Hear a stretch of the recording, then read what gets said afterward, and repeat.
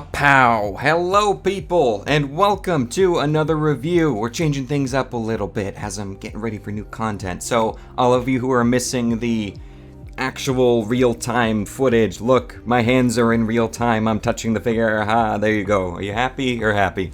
Alright, today we're taking a look at the beast of the Mesozoic Chasmosaurus, because I woke up today and I was like, SpinoDude, what are you doing? You have all of these awesome BOTM figures you haven't reviewed yet. It's like your favorite company right now. Get on top of it. And I think the main reason I haven't been doing videos on them is just because a lot of them are the same articulations and stuff, and a lot of them share parts. Like, for example, this Chasmosaurus shares a lot of parts with the Nazuto and the Diablo, which I've already reviewed. But I'm like, hey, let's just make these quick. We're gonna talk about the paint scheme and everything, any different articulation changes, etc., whatever. Anyway, let's jump into it. Big thing that's different about this one, the head sculpt. The head sculpt is awesome. Might have my favorite head sculpt out of all of the ceratopsians from this body size. I mean, just look at the size of that frill. Let's actually just get the general measurements out of the way on this one, because the size of the head on this one is pretty crazy. The head alone is 4.5 inches long, which is right about 11.5 centimeters. And the head is 2.5 inches wide, which is like 6 centimeters wide, which is pretty crazy. And also just for consistency reasons, because we're doing this now. In general, this figure is about 10 inches long. You can get it into various poses, which is about 26 centimeters. And we've already measured the height. The height is the size of the frill. But anyway, head sculpt is awesome. David Silva chose to represent Chasmosaurus belli instead of Chasmosaurus russellii. So belli doesn't have the brow horns, it has these little crests above the eyes instead there. And let's just zoom in, let's have a closer look at this one. Mainly going to focus on the colors here. This was one figure that I absolutely hated the colors on. I really did. And then I saw my friends getting it. I'm like, man, that thing looks cool. I love Chasmosaurus, so maybe I should give it a shot. And he had a sale, and I got this one when it was on sale. I think it was 4th of July. Yeah, it was a 4th of July sale. I got this one. The paint scheme is really cool in person. I love it. I thought it was a little bit too much with how bright the green was, and some of the patterns just didn't look right on it to me. It didn't feel very natural, but in hand, it's just so cool looking, especially the frill. I mean, look at that pattern. It looks like a butterfly. The one thing that does bother me is this is across all of the Chasmosaurus. This isn't just mine.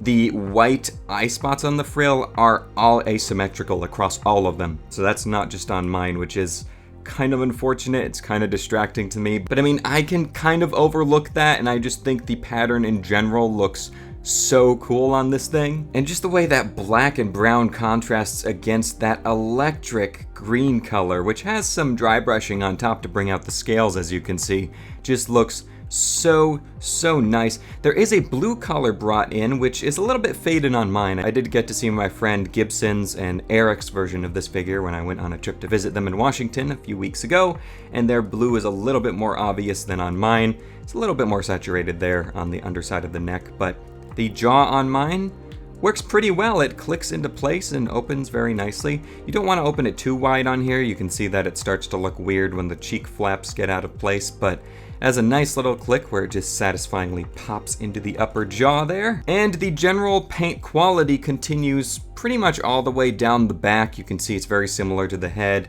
Even the back of the frill has some patterning on it, which just goes to show David Silva does not skimp out on quality. It looks really great. The one area on the back I think looks kind of sloppy is right on top of the tail on mine there. I think there's a little bit too much of that brown color that's brought in on top. It looks a little bit messy. But where the paint falls apart for me on this one, and I still love this figure, as you guys can probably tell by now, but the paint on the legs is really amateur and is just really unappealing to me. I mean, it looks like they were running out of paint and they just slapped on whatever they had. Especially here, the way the brown fades out, it looks unfinished, and it just looks like there was just a quick little slap of color. It looks very cheap to me when compared with the consistency of the rest of the color scheme with how bold the colors are and how they have pretty much seamless transitions into each other with how blocky the patterns are.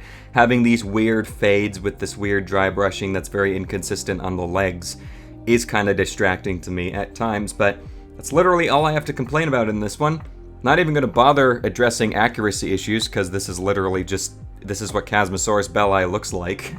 You can't get much better than this. As far as articulation, you have all the standard stuff in the head, in the neck, in the midsection. This one does have a different torso piece here in comparison to the Diablo and the Nazudo, which I have reviewed. It's a little more round and bulbous in the midsection, especially towards the top there, as you can see. This one does have some great hip articulation, so you can do some really intense ab crunching there, which is pretty cool for certain poses. The tail moves, the legs can swivel forward and back and pop in and out a little bit, and you can see all of the joints and the rest of the limbs. Very standard stuff. You can get some really cool poses out of this one. I will put some B-roll footage in the video so you guys could see the potential that this one has. But I think that covers my overall thoughts on this one. And for comparison, I am going to bring out the Diabloceratops, which is in the same size range as the Chasmo here. I think these two look really great with each other because they contrast really well. But yeah, overall, the Chasmosaurus, definitely one of my favorites from the series now. It took a jump from when I first saw the paint sample. I really didn't like it. Definitely a big fan of it now. And my friend Eric, when he got this figure, he dubbed it as the beacon of the BOTM Ceratopsians just because of how electric the colors are on this thing. And when I do another collection video at some point, you will definitely see like how your eyes are just drawn to this one amongst the other BOTM figures, just because of how bright the green is. And I really didn't think I would like how bright the colors are just consistently over the body. I like a splash of really bright color on my figures. When it's this bright, I typically don't like it when it's a main color across the body, but I think David Silva made a really good choice of just being a little more bold with this one because I think it looks really cool. But anyway, that's going to do it for this review. Thank you for tuning in, ladies and gentlemen. Let me know your thoughts on this one down below. I'll catch you in my next video, so take care and bye-bye.